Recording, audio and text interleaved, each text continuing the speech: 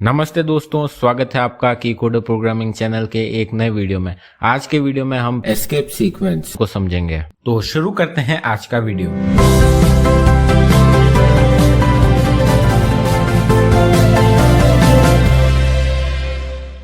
Escape sequence वो character है जिन्हें या तो डायरेक्ट टाइप करना मुश्किल है या इम्पॉसिबल है।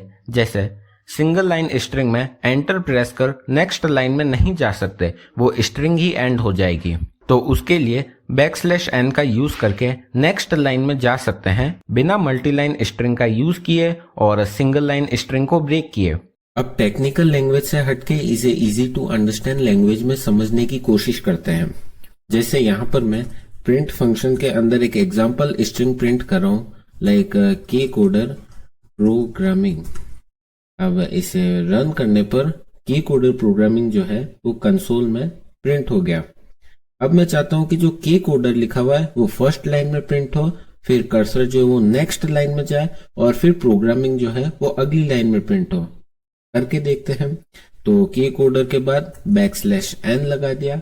अब प्रोग्राम को रन करा तो जो के कोडर है वो फर्स्ट लाइन में प्रिंट हुआ, फिर जहां पर \n आया वहां पर जो है कर्सर नेक्स्ट लाइन में शिफ्ट हुआ, फिर उसके बाद प्रोग्रामिंग जो अगला टेक्स्ट है वो ऐसा का ऐसा प्रिंट होकर मेरे सामने आ गया। तो जहां पर भी हम \n लगाएंगे वहां पर कर्सर नेक्स्ट लाइन में शिफ्ट हो जाएगा। ये बिल्कुल कीबोर्ड में एंटर प्रेस करने जैसा ही काम करता है। अब इसी के तरह और भी कुछ और एस्केप कैरेक्टर्स होते हैं, उन्हें भी देख लेते हैं। अब और आगे बढ़ने से पहले कुछ जरूरी सूचना। पहला कि स्लैश और \/ में डिफरेंस होता है। \/ जो है वो आपकी एंटर की के ऊपर स्थित होगा और ये \/ कुछ इस तरीके से दिखता है। तो आपको ध्यान रखना है कि आप एस्केप सीक्वेंस में इस वाले \/ का यूज करें, ना कि स्लैश का, क्योंकि कई सारे जो बिगनर्स होते हैं वो इस चीज में कंफ्यूज हो जाते हैं, फिर प्रोग्राम में एरर आती है और फिर वो सोचते हैं कि उन्होंने कहाँ गलती करी। तो मैंने सोचा इसे बता देना चाहिए। तो आपको \/ का यूज करना है। और दूसरा नोट कि आप ये सेम टू सेम इसका आउटपुट आप मल्टीलाइन स्ट्रिंग का यूज करके उसके अंदर एंटर की से डायरेक्टली एंटर प्रेस करके भी दे सकते हैं। अगर मैं सिंगल लाइन स्ट्रिंग में एंटर का यूज करूंगा तो वो स्ट्रिंग जो है वो ब्रेक हो जाएगी, पर मल्टीलाइन स्ट्रिंग में ऐसा नहीं होता। मैं डायरेक्टली एंटर प्रेस कर नेक्स्ट लाइन में जा सकता हूं। एग्जांपल आपको दिखा देता हूं। प्रिंट और फिर मल्टीलाइन स्ट्रिंग बने। मल्टीलाइन स्ट्रिंग बनाने के लिए हमने स्ट्रिंग्स वाले वीडियो में देखा था कि 3 इन्वर्टेड कॉमास लगाने होता है। फिर इसके बाद के कोडर एंटर प्रेस करा और प्रोग्रामिंग, और फिर वापस मल्टीलाइन स्ट्रिंग क्लोज करने के लिए भी क्लोजिंग ट्रिपल इन्वर्टेड कॉमास ये लगा दिए। अब इसे रन करूं तो आप आउटपुट देख सकते हैं कि फर्स्ट वाले का आउटपुट जो आ रहा है सेम आउटपुट सेकंड वाले प्रिंट फंक्शन जो हमने यूज करा उसका भी आ रहा है।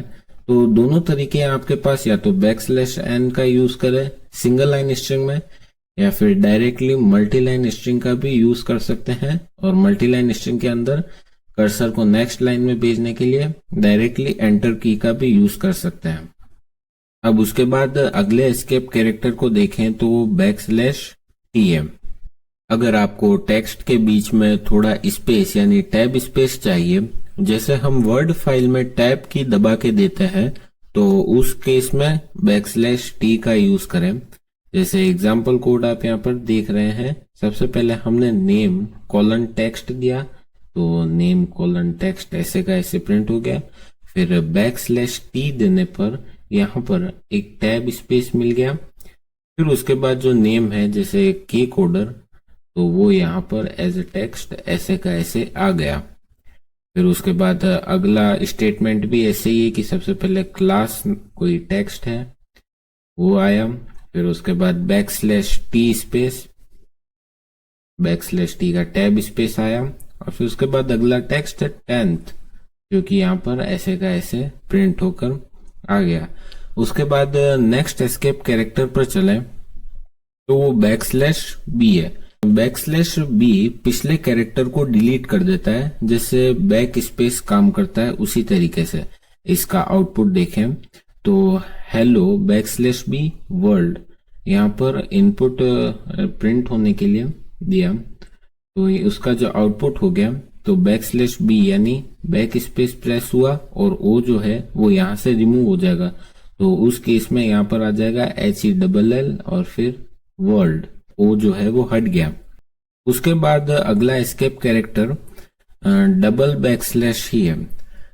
पाइथन में अगर हम स्ट्रिंग के अंदर \/ लगाते हैं तो वो एक स्पेशल कैरेक्टर है। जब भी आप स्ट्रिंग में \/ लगाते हो, पाइथन समझ जाता है कि अब कुछ स्पेशल होने वाला है। इसे हम एस्केप सीक्वेंस कहते हैं। तो अगर अपन लोग चाहते हैं कि पाइथन ऐसा कुछ भी ना समझे और डायरेक्टली आउटपुट में जो है वो \/ ही प्रिंट करके दे दे, तो उस केस में हमें \/ यूज करना पड़ता है। जैसे यहाँ पर एग्जांपल के लिए आप ये एक फाइल नेम देख सकते हैं जिसके अंदर हमने प्रिंट फंक्शन का यूज करा है और उसके अंदर दिए हैं \/ 2 बार। तो \/ जहां पर भी दिए वहां पर बस ये \/ जो है वो प्रिंट हो गया। तो सिंपल और सीधी भाषा में कहूं तो \/ का एक ही काम है कि अगर हमें स्ट्रिंग में कहीं पर भी \/ को अगर प्रिंट करवाना होता है तो \/ देना पड़ता है, क्योंकि अगर \/ देंगे तो पाइथन उसे समझ लेगा कि एस्केप सीक्वेंस आने वाला है। अब अगला एस्केप सीक्वेंस है \/ और कोई सा भी इन्वर्टेड कॉमा। जैसे यहाँ कोई सी भी स्ट्रिंग है और उस स्ट्रिंग के अंदर ही हमें वो इन्वर्टेड कॉमा यूज करना पड़ जाए जिससे हमने स्ट्रिंग बनाई है, तो उस केस को हैंडल करने के लिए टेक्स्ट में जहां भी वो इन्वर्टेड कॉमा आ रहा है उससे पहले बस \/ लगा दो। और अगर अपन ऐसा ना करें तो पाइथन को लगेगा कि ये स्ट्रिंग तो यहीं एंड हो गई है और बाद में क्या लिखा है वो इसे समझ नहीं आएगा और वो अपन को एरर पकड़ा देगा। तो यहाँ इसे ठीक करने के लिए लगा के \/ और अब रन करते हैं तो देखते हैं कि यहाँ बिना एरर के कोड रन हो गया है और वो इन्वर्टेड कॉमास भी एज ए टेक्स्ट कंसोल में शो हो गए। अब इसके बाद नेक्स्ट एस्केप सीक्वेंस है \r।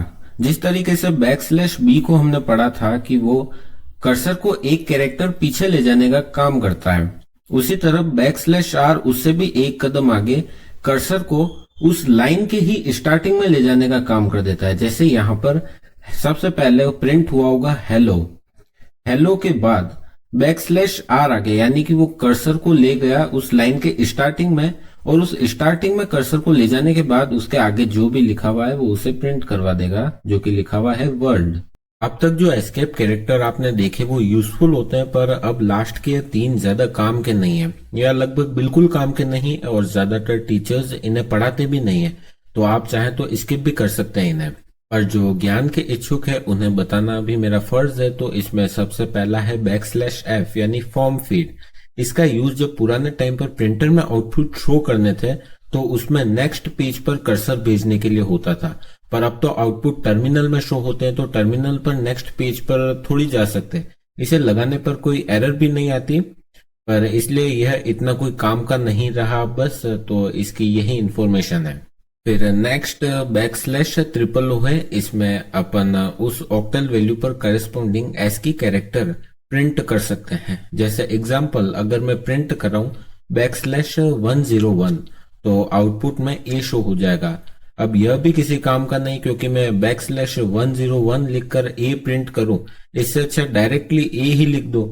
इसी की तरह \XHH भी है, बस डिफरेंस इतना है कि जहां मैं पिछले वाले में ऑक्टल नंबर दे रहा था वहां इसमें हेक्साडेसिमल नंबर दे देंगे। तो ये था एस्केप सीक्वेंस है इसके बारे में। मिलते हैं अगले वीडियो में, तब तक के लिए हैप्पी कोडिंग, जय हिंद, गुड बाय।